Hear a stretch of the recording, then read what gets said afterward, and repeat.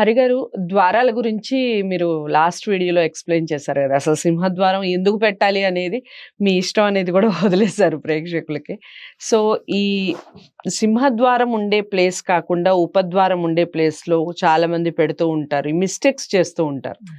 So, మీరు చాలా మందిని మన ఈ తెలుగు రాష్ట్రాలే కాకుండా ఆల్మోస్ట్ వేరే స్టేట్స్‌కి కూడా వెళ్లి మీరు వాస్తు చెప్తూ ఉంటారు కాబట్టి, మీరు చూసినప్పుడు ఎలాంటి చేంజెస్ చేస్తారు? ఆ చేంజెస్ చేయటం వల్ల నిజంగా మార్పులనేవి వస్తాయా? ఇమ్మీడియేట్‌గా రిజల్ట్స్ కనిపిస్తాయా? మొత్తం కూలగొట్టి మళ్ళీ ద్వారాలు పెట్టుకోవడం అనేది అసలు కరెక్టేనా? మీరేం చెప్తారు దానికి సంబంధించి? అయితే కూలగొట్టడము అనేది మాక్సిమం నేను ముట్టుకోను. ఓకే. ఎందుకంటే చాలా మందికి అదొక అపోహ ఉంటుంది. హ్మ్. వాస్తు వాళ్ళొచ్చారు అంటే ఇక అది పగలగొట్టు, ఇది పగలగొట్టు ఇల్లు మొత్తం చిల్లం పల్లం చేస్తారని ఉంటుంది. హ్మ్.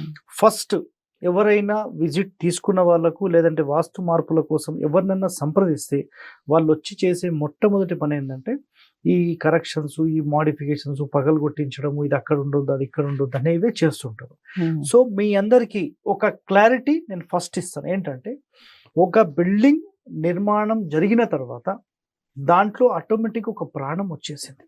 హ్మ్. ఆ ప్రాణానికి సంబంధించిన మార్పు ఎప్పటికీ చేంజ్ చేయలేం. హ్మ్. ఇది ఫస్ట్ కండిషన్. ఇది క్లియర్ కదా. ఒకవేళ నేనిచ్చే ప్లాన్ కాకుండా ఇప్పుడు నేనిచ్చే ప్లాన్ ఒక బిల్డింగ్ అయింది. హ్మ్. మీరు సొంతంగా ఒక బిల్డింగ్ కట్టుకున్నారు.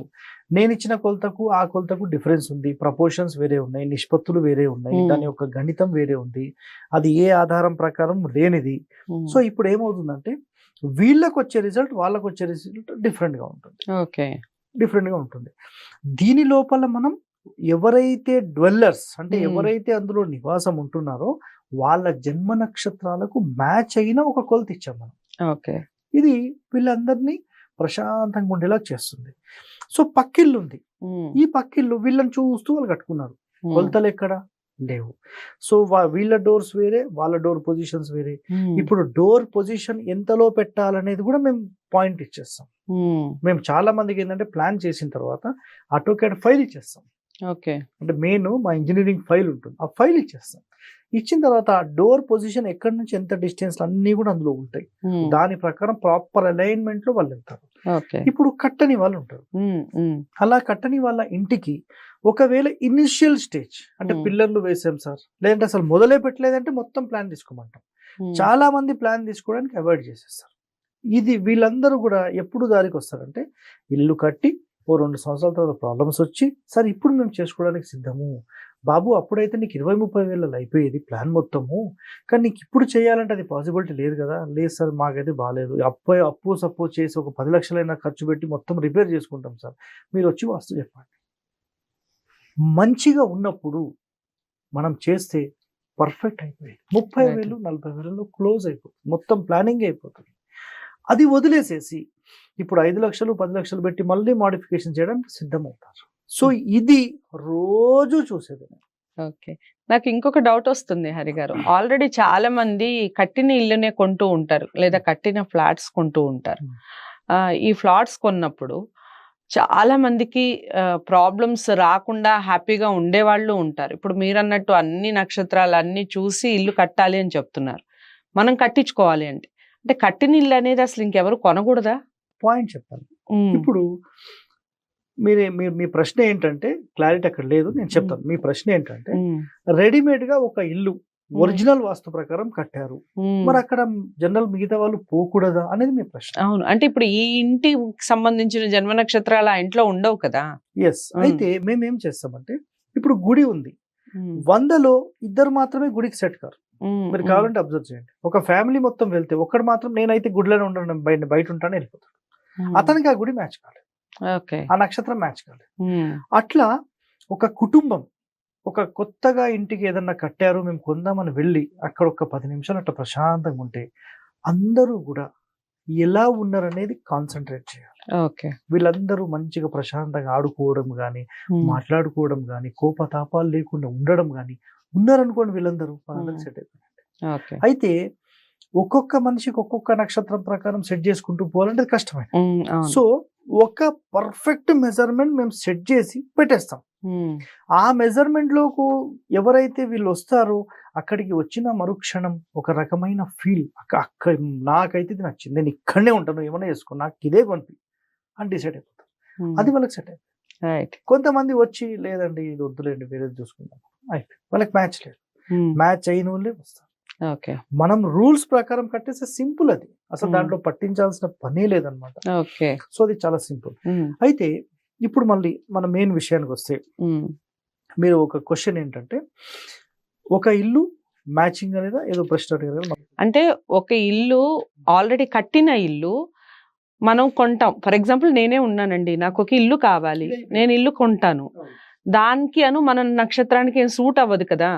అట్లా కాదు, ఇక్కడ ఏంటంటే రెడీమేడ్ గా ఎవరైతే వాళ్ళు కడుతున్నారో సూట్ కాదు. ఇప్పుడు నేను హైదరాబాద్ లో ఒక విల్లా ప్రాజెక్ట్ తీసుకుంటున్నాను, complete villa as per Harivastu project కిందకి వచ్చేస్తుంది టోటల్. అంటే నా రూల్స్ అవన్నీ డిస్కషన్ 3 నెలలు పడుతుంది. అదంతా అయిపోయిన తర్వాత నా కండిషన్స్ కి ఓకే అయితే ఆ విల్లా ప్రాజెక్ట్ వస్తుంది, లేదంటే వదిలేస్తాను అంతే. ఎందుకంటే రిస్క్ తీసుకోలేము. ఇప్పుడు ఒక స్టాంప్ ఎట్లా కావాలంటే హరివాస్తు ప్రాజెక్ట్ అంటే మరి హరివాస్తు లాగానే ఉండాలి అక్కడ. ఏదో ఉత్తుత్త ప్రాజెక్ట్ అంటే నేను పోలేను, ఏదో 1-2 అంటే మనం సెట్ చేస్తాం, కానీ ప్రాజెక్ట్ అంతా సెట్ చేయాలంటే టోటల్ కాలనీతో పాటు సెట్ చేసుకుంటూ వెళ్తాం, ఇంకా కళ్ళు మూసుకొని వెళ్ళిపోవచ్చు అన్నమాట ఎవరు కూడా. అట్లాంటి ప్లానింగ్స్ చేస్తాం, అది దాని కండిషన్ ఉంటుంది. సో మెయిన్ టాపిక్ ఏంటంటే ఇంటికి ఏమైనా చేంజెస్ చేయటం వల్ల నిజంగా మార్పులు అనేవి సంభవించే అవకాశం. అయితే ఒక ఇంటికి మనం వెళ్ళిన తర్వాత ఫస్ట్ ఇంటి చుట్టూ మొత్తం తిరుగుతాం. అసలు ఇంటి కొలతలు ఎలా ఉన్నాయి, పొడవు ఎంత ఉంది, వెడల్పు ఎంత ఉంది, వీళ్ళ యొక్క నడకలు ఎలా ఉన్నాయి, దాని తర్వాత ఇంటి 4 మూలలు ఏమైనా ఎక్స్టెన్షన్స్ ఉన్నాయా లేవా, ఈ ఎక్స్టెన్షన్స్ ఉంటే దాన్ని మనం కట్ చేయడం జరుగుతుంది. ఎందుకంటే మూలలు పెరుగుద్ది అనేది శాస్త్రం. సో ఆ మూలలు ఎలా ఉన్నాయి, ఆ 4 మూలలు ఎలా ఉన్నాయి, లోపల 4 మూలలు ఎలా ఉన్నాయి, దాని తర్వాత 4 సెంటర్స్ ఎలా ఉన్నాయి, దీంట్లో ఒకవేళ డోర్ పొజిషన్ మారిస్తే మరి ఎలా వస్తుంది, వాళ్ళతో డిస్కస్ చేస్తాం. ఎందుకంటే వాళ్ళ యొక్క సమస్య ముందు తీసుకుంటాం.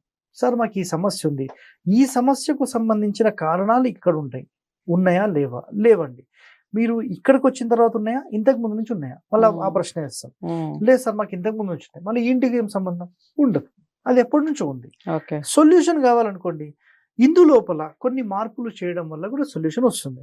కానీ ఏ ఇంటికంటే ఆ ఇంటికి పోతే ప్రతిదీ పగలు కొట్టుకుంటూ తిరగలేం, అదైతే క్లియర్. డోర్ పొజిషన్ మార్చడం వల్ల అయితే 100% రిజల్ట్ ఉంటుంది, సవ్వాలే లేదు దీంట్లో, ఖచ్చితమైన నియమం. మనకు ధోన్ ఈ మన ఇక్కడ కర్నూలు దాటిన తర్వాత ఒక ఊరుంది, చాలా ఎక్సలెంట్ బిల్డింగ్ కట్టారు, అందులో డోర్ పొజిషన్ రాంగ్ పెట్టేస్తారు, ఫెయిల్ అయిపోయింది. దాన్ని నడకలు ఆగ్నేయపు నడక వాళ్ళు చేస్తే ఈశాన్యపు నడకకు సెట్ చేసి పెట్టిన 1 month లో ఒక పెద్ద ప్రాజెక్ట్, ఆల్మోస్ట్ ఒక 30 కోట్ల ప్రాజెక్ట్ అప్రూవ్ అయిపోయింది 1 month లో. మళ్ళీ పిలిపించి మళ్ళీ సెకండరీ కరెక్షన్స్ అన్ని తీసుకున్నాం. సో అట్లా పొజిషన్స్ మార్చడం వల్ల ఖచ్చితంగా రిజల్ట్ వస్తుంది. ఎవరైతే మేము ఈశాన్య ద్వారం మార్చలేమంటారో ఆ డోర్ కి ఆపోజిట్ ఎండ్ వరకు క్లియరెన్స్ అయితే ఉండాలి. అదొక్కటి చేసుకోండి. కుదరకపోతే డోర్ పొజిషన్ మార్చాలంటే మళ్ళీ దాన్ని సెంటర్ డోర్ తీసుకురావాలి, లేదా 3వ స్థానం 4వ స్థానం తీసుకురావాలి. మళ్ళీ దాని అపోజిట్ ఇష్యూస్ ఏమున్నాయి చూడాలి, వస్తుందా రాదా. మళ్ళీ వీళ్ళందరూ అన్నిటికీ ఒప్పుకోరు. మనం ఇంటికి పోయి అన్ని పగలగొట్టాలంటే కూడా ఒప్పుకోరు.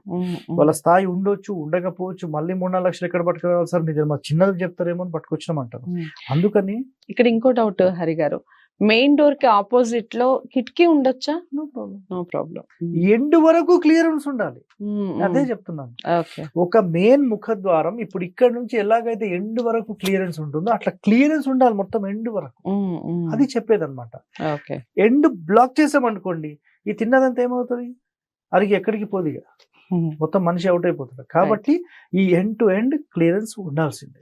సో చేంజెస్ చేయటం వల్ల, ఇంట్లో చిన్న చిన్న మార్పులు చేయటం వల్ల జరిగే ప్రయోజనాలు ఏమిటి అనేది క్లారిటీ వచ్చేసింది ఈ వీడియో ద్వారా. ముఖ్యంగా ఆల్రెడీ కట్టుకున్న ఇల్లు మనం కొనటం వల్ల మనకి ఎలాంటి లాభాలు ఉంటాయి అనేది కూడా ఈ వీడియోలోనే చెప్పారు. తప్పకుండా వీడియోని ఫస్ట్ నుంచి లాస్ట్ వరకు వాచ్ చేయండి, మీకు చాలా ఇన్ఫర్మేషన్ వస్తుంది. ఇంకా డౌట్స్ ఏమన్నా ఉంటే కామెంట్ బాక్స్లో తెలియచేయండి. హరిగారిని మీట్ అవ్వాలి అనుకుంటే తప్పకుండా స్క్రీన్ మీద కనపడే నెంబర్కి కాల్ చేయండి. వాస్తుకు సంబంధించిన పర్ఫెక్ట్ ఇన్ఫర్మేషన్, మీకు పూర్తి సమాచారం అందుతుంది. మరో మంచి వీడియోతో మళ్ళీ కలుస్తాను. తప్పకుండా వీడియోని లైక్ చేసి షేర్ చేయండి, ఛానల్ని సబ్స్క్రైబ్ చేసుకోండి. నమస్తే.